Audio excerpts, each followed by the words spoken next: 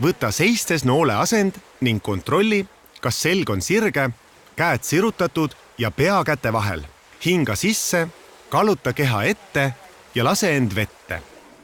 Tõsta jalad vastu seina ja tõuka end 2 jalaga seinast tugevalt libisema.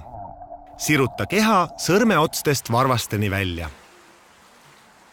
Libise rinnuli nooleasendis ja loe 3, siis pööra end puusade ja õlgade abil selili. Hoia sirutust. Libise selili noolena, hinga sisse ja välja. Nüüd hinga sügavalt sisse ja pööra end tagasi rinnuli.